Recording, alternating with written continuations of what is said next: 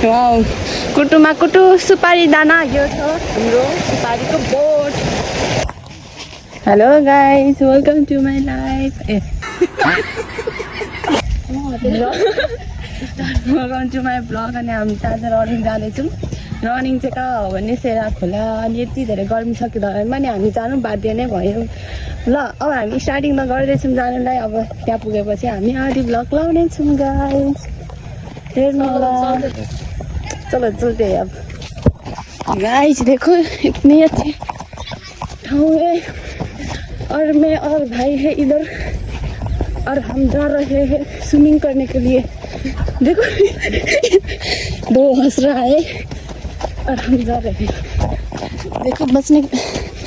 बच्चे hello guys hello गजब बेइज्जती है इग्नोर कर दिया मुझे गाई हामी चाहिँ पुग्नु लाग्यौँ अनि ऊ त्यहाँ चाहिँ सेरे खोला छेउमा रिसोर्ट रहेछ मलाई त थाहा नै थिएन यस्तो राम्रो छ भनेर नि हामी चाहिँ अब पुग्नु लाग्यौँ थोरै मात्रै 5-10 मिनट लाग्छ ऊ त्यहाँ अनि ऊ भाइ छ अनि म यहाँ छु अब हामी पुग्नु लाग्यौँ यति राम्रो ठाउँ ओ माइ गॉड कहाँ हो भन्दा धरा नै हो यो अफकोर्स धरान मलाई बिस्तारै हिँड्नु भनेको आफै पो त्यस्तो भएन के भयो सानो भाइ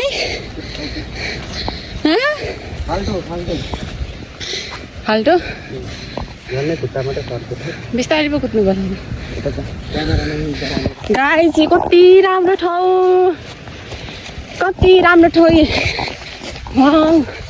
ठाउँ पनि आइपुग्यो हाम्रो भाइ चाहिँ यहाँ कुदिसक्यो खोला यहाँ छ अब खोला पो खेल्ने स्विमिङ गर्ने ठाउँ छ कि छैन तर देखिँदैछ तर रात भने त्यस्तै छिप्पिसकेको छ धेरै पछि रनिङ तानेर र मेरो सास नै तल माथि हुँदैछ नि यहाँ चाहिँ धारा छ क्या एउटा धारा छ नि यहाँ चाहिँ चिसो पानी आउँछ अनि त्यो पानी चाहिँ बोतलमा थाप्ने बित्तिकै त्यो आइसमा हुन्छ नि आइस भरेको फ्रिजमा यस्तै बाफिन्छ है अनि यहाँ चाहिँ हामी पहिला सानो हुँदाखेरि पानी ल्याउन आउँछौँ क्या यहाँ देखिरहेछ हो चाहिँ यहाँ देखिरहेछ नि हामी सानो हुँदाखेरि चाहिँ डोकोमा है घैला बोकेर पानी ल्याउन आउँछौँ क्या यहाँ अनि खोला चाहिँ आइसकेको छ यी कुलोहरू खेतको अनि ऊ यहाँ छ वाउ खोला जाउँ न यता पौडी नखेल्ने माथि जाउँ अब यहाँदेखि माथि हामी जाँदैछौँ पौडी खेल्नु किनभने धेरै हट भयो यो धरान त्यसैले हामी जाँदैछौँ म यहाँ अङ्कल दुईजना हुनुहुन्छ गफ गर्दै हुनुहुन्छ अनि म चाहिँ हिँड्दैछु अनि त्यसपछि यस्तो सफल पानी छ नेचुरल धरानको अनि ठाउँहरू पनि कति राम्रो के गर्छ अनि यी खोला यस्तो राम्रो ओ माइ गॉड यति राम्रो ठाउँ छ धरानमा वाउ कुटुमा कुटु सुपारी दाना यो छ हाम्रो सुपारीको बोट गाइस यहाँ चाहिँ हामी यहाँदेखि भित्र पस्छौँ यहाँदेखि भित्र पसेपछि चाहिँ के आउँछ पौडी खेल्ने ठाउँ आउँछ अनि कुलो अनि यहाँ चाहिँ सुकिरहेको रहेछ तर यस्तोमा सर्प हुने धेरै सम्भावना हुन्छ नि देखौँ न फेरि जुगा पनि त्यस्तै हुन्छ ए भगवान्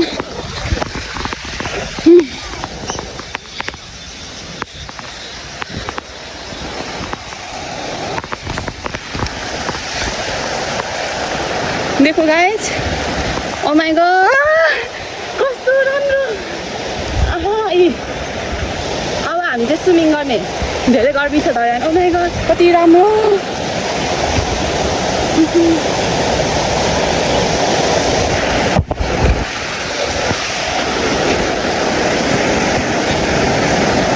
वाउ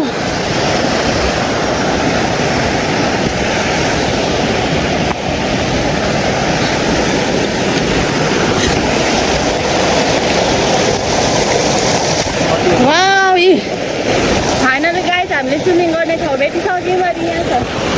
वाउ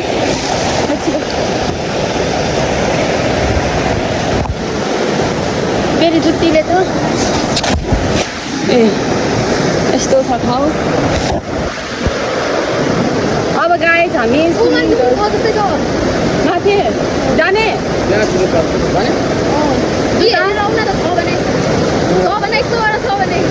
छ भने यस्तो गर Oh my god hello guys finally हामीले सेरे खोलामा पौडी खेल्ने ठाउँ भेटिसकेको छौँ अनि यहाँ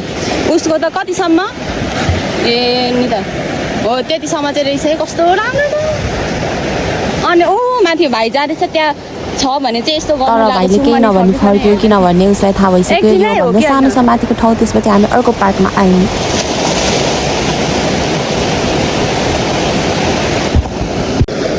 गाइस म चाहिँ यहाँ भिडियो बनाउनु खोजिरहेको छु है अनि म ढुङ्गा बोकेर जाँदैछु अब यहाँ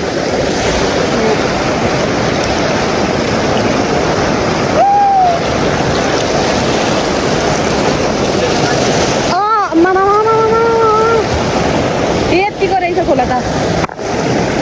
गाइस हेर्नु न मेरो यति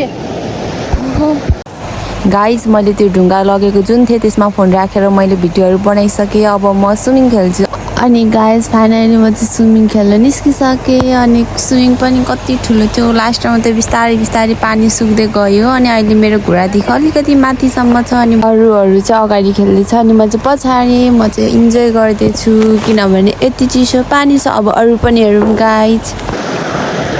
फाइनली हामी पौडी खेल्यो आइसकेको छौँ अनि यहाँ छ एकजना हामी 4 जना 5 जना थियो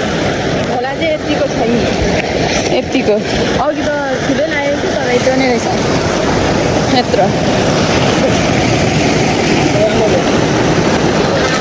गाइज अब हामी स्विमिङ गर्दैछौँ सबैजना किनभने रात पनि त्यस्तै छिपिसकेको थियो अनि मैले त्यति खेल्न चाहिँ खोजिरहेको थिएँ किनभने मलाई खासै खेल्नु मन थिएन अनि हल्का मात्रै खेलिरहेको ड्राइभरहरू उनीहरू भने मलाई पानी छिम्काएको थियो तर पनि खेलिरहेको थिएँ म अनि बिस्तारै लास्टको पार्टमा त के भयो भने अब चार्ज पनि थिएन हाम्रो फोनमा अनि त्यसपछि यति स्विमिङ गरेकोसम्म मात्रै अनि किनभने त्योभन्दा ज्यादा बनायो भने त हामीलाई घर जाँदा लाइट पनि हुँदैन अनि हामीले यति नै बनायौँ thank you guys Keep watching my mini vlog and enjoy the moment guys. Let's see you soon. Bye.